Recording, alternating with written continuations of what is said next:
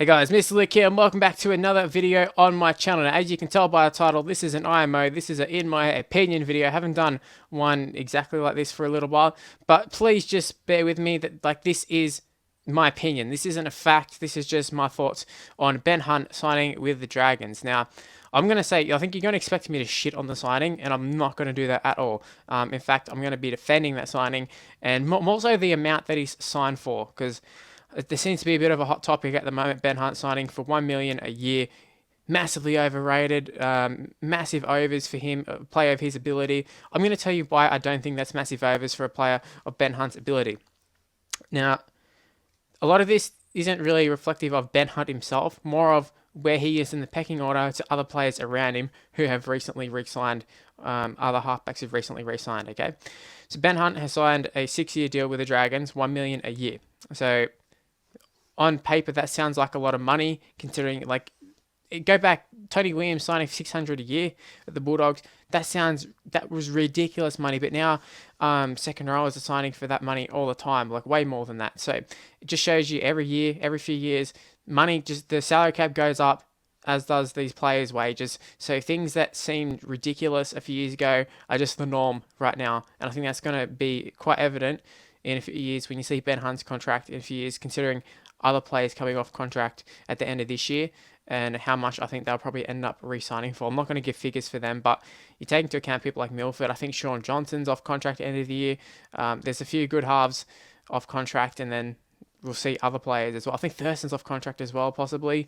But yeah, interesting to see how much they all sign for. If they sign for under what Ben Hunt has signed with the Dragons for, then this kind of makes this video a bit stupid. But I'm going to use two examples here, two other halves, and also I got a prop here as well. But I'm going to use two halves who re-signed with their club last year, or was it the year before? I can't remember.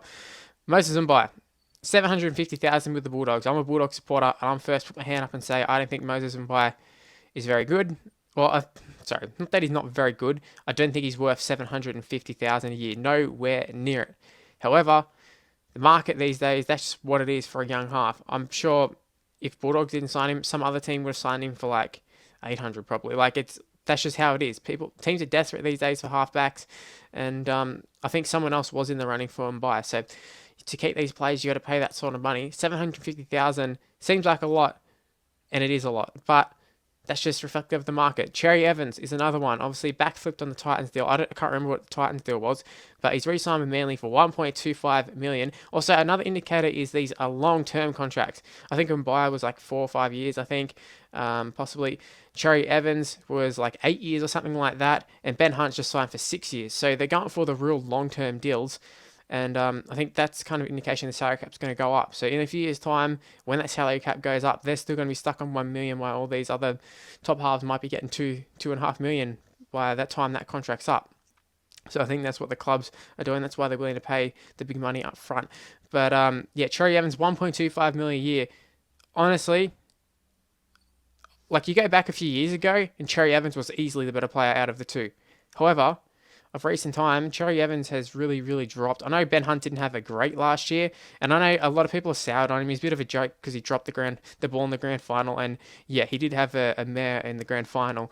However, overall, that season was a pretty good season. Last year wasn't great, but don't kid yourself, the Broncos weren't that great last year overall as a team. He wasn't the only one who underperformed. Even Milford underperformed for big parts of the season, even though he had a hot start to the year.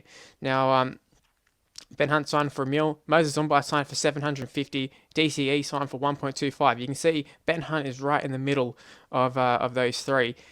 And I think that's kind of fair. Cherry Evans has won a grand final. He's played State of Origin, that sort of stuff. He probably deserves to be paid a little bit more than Ben Hunt. And obviously Ben Hunt deserves to get paid a little bit more than Moses Mbye. He's been around for a bit longer. He's had more success than Mbye. So yeah, I think what you're going to find. My point is that I don't think the Dragons are overpaid. I think they've paid the right amount. Maybe they paid a little bit more, maybe like 900,000, but they're not too far off being the right amount. Especially when you take into account, this is an interesting one, James Tamu.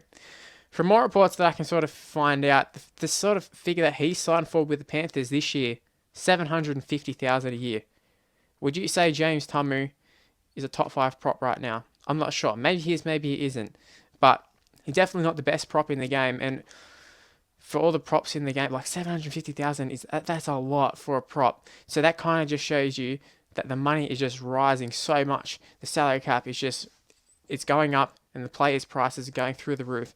So yeah, I know I'm just rambling on at the moment. I'm just repeating myself. I'm just going to end the video here. I want you to leave in the comment section below. Ben Hunt, is he overpaid or not at the Dragons? And what are your thoughts of Ben Hunt as a player yourself? Leave in the comment section below.